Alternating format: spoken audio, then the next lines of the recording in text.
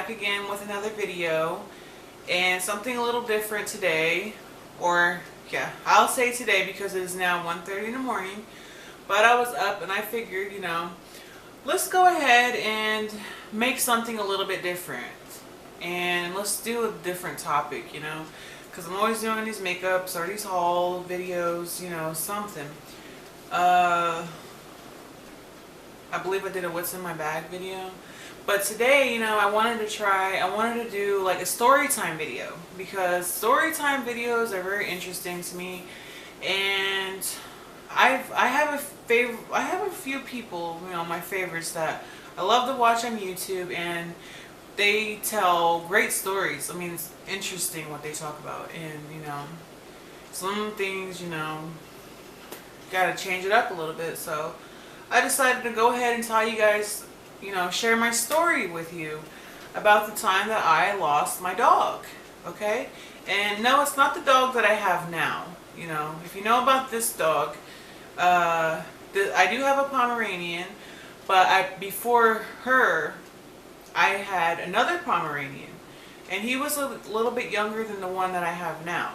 So the one I have now, her name is Precious, and I refer to her as my boo-boo, okay?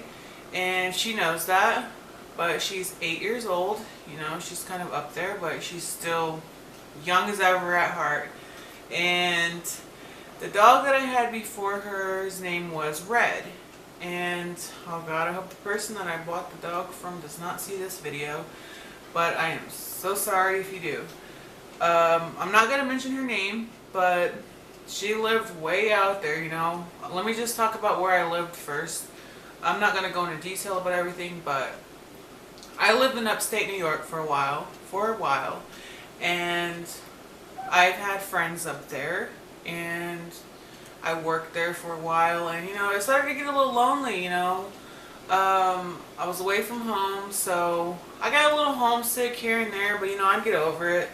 But I would go for walks and try to stay in shape, exercise, be healthy.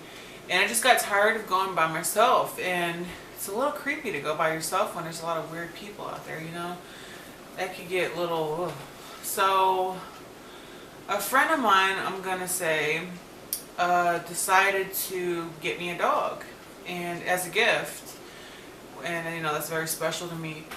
But I really did appreciate it. I didn't expect it, but one day I just made it a joke. I'm going to call this person, let's say Mark, okay? I'm going to call him Mark because I don't want to put his real information out there. I don't want to put his name out there like that.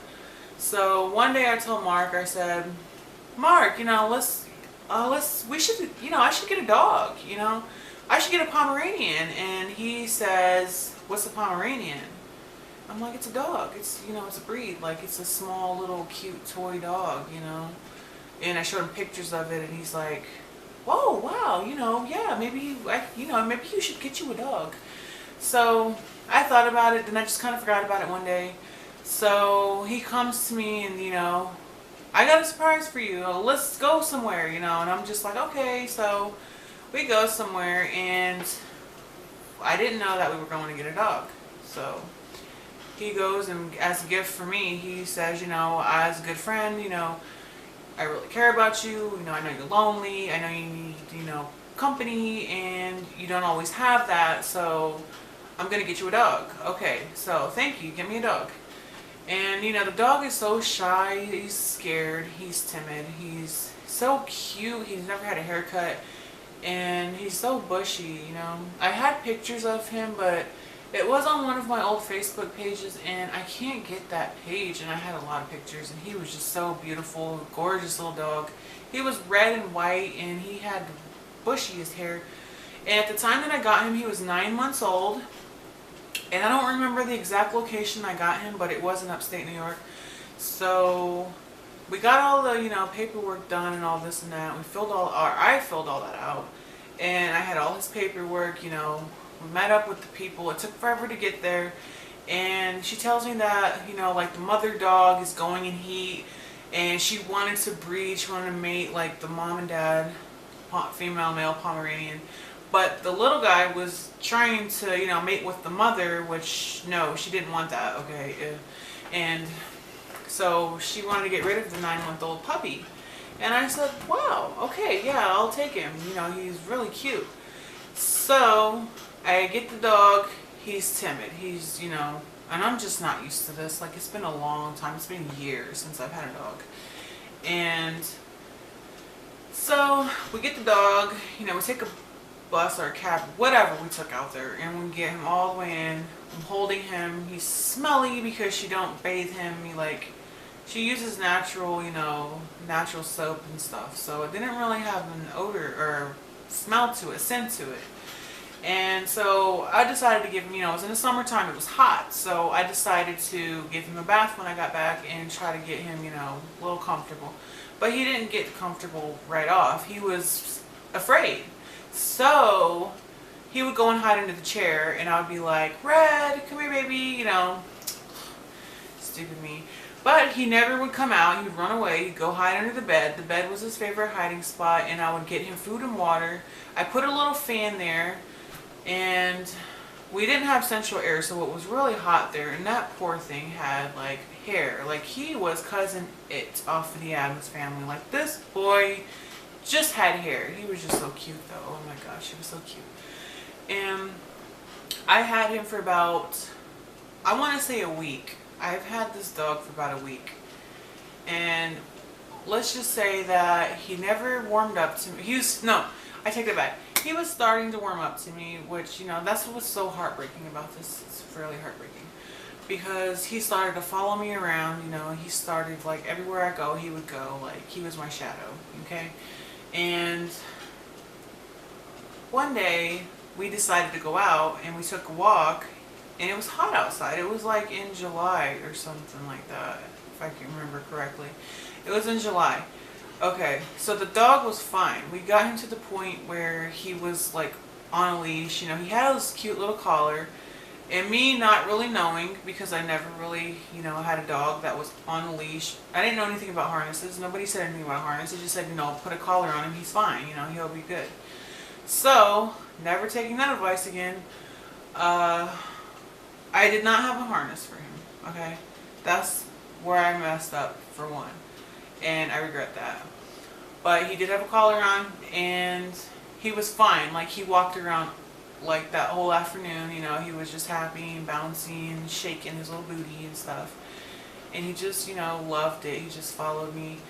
So we took him by the water, and he was just sniffing and, you know, just walking around, doing little doggy things, and everybody thought he was so adorable and cute.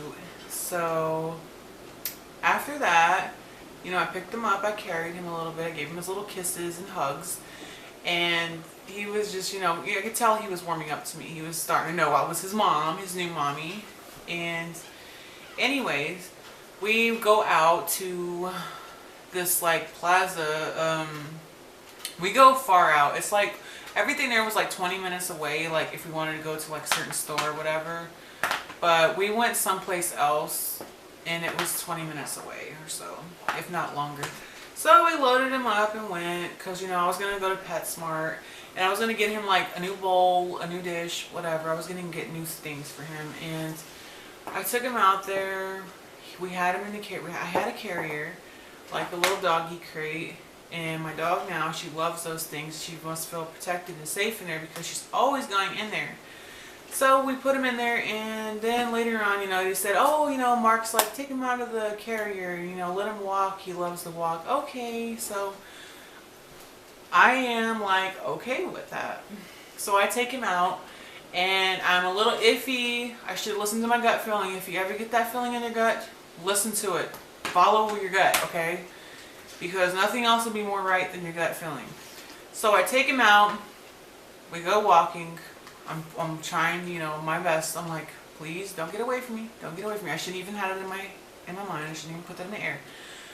So we get down. We go further down. We pass Sally's. We pass a shoe store. We pass an art store. And then we pass another store. And then there's PetSmart at the end, okay? A huge PetSmart store. Well, I was about to pick him up, and they've got the sliding doors, and my phone. the sliding doors open and there's two workers standing there. I don't know why these people are standing there, but it's a man and a woman. And before I could say anything, these people say, "Oh my God, your dog is so cute." I'm like, "No, don't touch him." And the door slams and they reach to touch him. And this little doggy freaks out and panics. And I tried to catch him, but he slipped his little neck right out of that freaking collar. There goes the leash and everything. And I tried to tell the people before they got too excited because he was so cute not to do anything because they would scare him and let me pick him up first because he might run. Well, he was faster than I thought he was. So he takes off running. The girl that scares him and starts it first runs and dives and jumps onto the sidewalk. And she is off of the curb. And she's laying there. And this big guy that scared him also is on the side. And here he comes. And he goes, "Oh, I'll catch him." So what does he do? He goes into his little car. He gets into his car. And he fires up the engine. And the car sounds like it's backfiring. And my dog is out. And I tried to run. I was booking it. I was sprinting. I was running my lungs and my heart out and everything. And it was just like, what the hell just happened? Like, everything went blank. And I was just like, oh my God. I ran as far as I could. The girl was laying on the ground. And then this guy, whose car is backfiring, is zooming across the parking lot, chasing after my 9-month-old, timid little Pomeranian dog. And the dog is out. And he goes, I don't even know where he went, because he was out so fast. And I tried yelling at him and chasing him. I was like, oh my God, if my dog is gone, I don't know what I'm gonna do. And so I was just panicked and freaked. I did not know what to do at all. So there was just a million things running through my mind. The guy comes back a few minutes later, like maybe 10 minutes later. I see him going up and down the street, this busy ass street, full of cars, traffic, everything. And I've run across the parking lot. I am like all over the damn place, and it is just nuts. Like, there's like a busy area. So I asked there's two old couple pumping gas at this gas station, and they say, yeah, I seen him running like a bat out of hell going this way. And I'm like, which way? There's so many ways. So we go and we look. I try yelling for him. We yell for him because the girl is like, what is your dog's name? And I say Red. So she's screaming, Red, Red, Red. And I'm like, he's never going to come, because he barely even came to me when I would call him. So I already knew, he was gone. Like, I was praying to God, like, God, please let this dog be somewhere safe. Please let him sniff his way out, like, to go find a home, or somebody find him, please. Because I know he's not going to come back to me, and it would be a miracle if he would come back to me. So I had no other choice but to just go after so long, so many hours or whatever of waiting. And I didn't get any of my shopping done that day. It was just the most horrible day ever. It was like the worst day of my life that I could remember.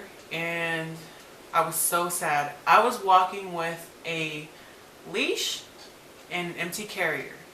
And I just totally forgot about my shopping. I wanted to get the hell out of there. I wanted to go back home. I was really upset. I was sad. So I played it off, and I'm like, I tried to look for him. I tried to warn the people. I did it. I should have just freaking picked him up before I even went to the store. But Mark says, let him walk. He's fine. Okay. So I took the wrong advice. And I knew it. My gut told me not to, but I did it anyway.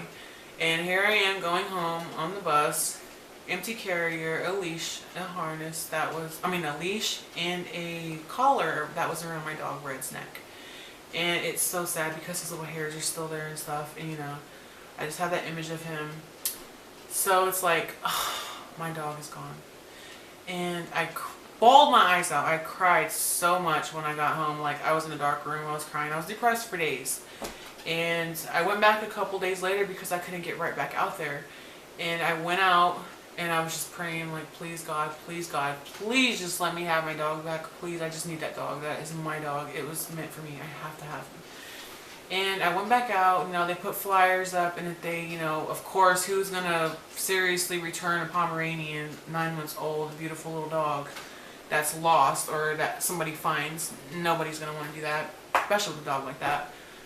And so they went out and looked, and then I went out a couple days later, you know, as soon as I could get out there, because it was pretty far, and I called for him. I even went out in these little, like, there's a little wood area, like trees and stuff, and I went out there, had my little tennis shoes and stuff, and I yelled for him like the top of my lungs, and I was praying, and I was looking, and I went so far, and I'm just like, this feeling comes over me, and I'm like, he's gone. He's gone. Like, I am just heartbroken. I am shattered. But I have to look on the bright side. It's like Mark told me, okay, the dog could possibly have a good home. Even if he's lost, you know, something good could come out of this. Think of the area, think of the location that we're in. We are in where millionaires live. Like, there are huge houses out there. There are plenty of houses here. There are a lot of people that live out here. It's a busy area, you know. And if he gets thirsty, if he gets hungry, he's going to sniff his way out of there. He's going to go somewhere. Somebody's going to see him. Somebody's going to find him. Which I still pray to this day that somebody somebody found him, or he found his way to somebody's house. You know, because it's really heartbreaking, and it's really sad to know that my little puppy was out there and he ran and I could not get him. I tried to catch him. And then, no, that was like a lesson learned. Like, I learned my lesson to never take advice, to go with my gut, and to always put a harness on the dog. And, you know, it was just the worst because I'm an animal lover. Oh my gosh, I am. So, Red hopefully found a home where the millionaires live, and I'm sure, you know, they took him in because a lot of people there are like animal lovers. Oh my goodness. Like, the animals, the dogs are like their babies. And it was just, you know, the worst experience for me having an animal. One of the worst. So I had to get over that. You know, it took me a while, but still to this day when I think of it, which it had to be at least 5 years now, 6 years. Yeah, it had to be at least 6 years because my dog, I've had her for 5 years, and she's 8 now. I think I had her for about 5 because I got her when she was 3. So I think shortly after that I was iffy about wanting another pet, so Mark, you know, felt bad and he got me another dog, and it was very nice of him. You know, and I try my best. I try hard. I just spoil her rotten. I just do anything for this dog, you know. I treat her like she's my kid, like she's my baby, you know. That is my love, and I will be damned if I let anything happen to that dog. Not on my watch. Nope, not on my time. But she's been with me ever since, and she loves getting my videos. Come here. You want to say hi? And, you know, I just try really hard to, like, take care of her and keep her safe, you know. And there was actually an incident one time that we were in the park together, doggy park, and there was a dog. Okay, I was willing to sacrifice my arm for this little pooch right here. I had her on a harness and a leash, and she was sniffing, and I hear this guy yelling, "Get Blue! Get Blue!" And I'm like, what? So that's what happened. Anyways, yeah, I didn't know what that was. So it was a pit bull, and I picked my dog up like this, and I was not going to let anything happen to her. So